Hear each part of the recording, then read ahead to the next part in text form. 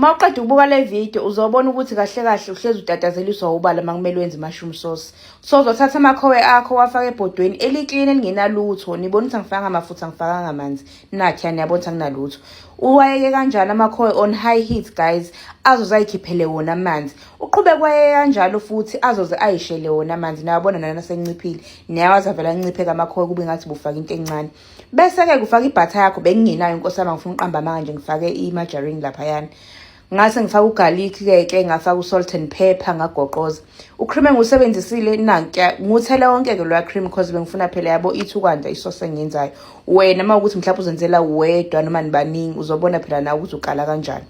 Bese uyagoqoza ke ebese uthatha isoup yakho ngisebenzise icream of chicken soup because bengena cream of mushroom.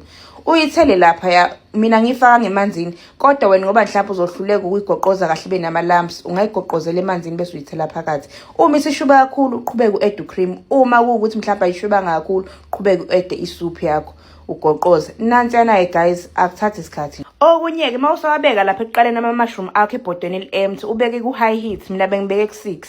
Bese ke uma useshila amanzi usungabeka ke medium Nkosi yami.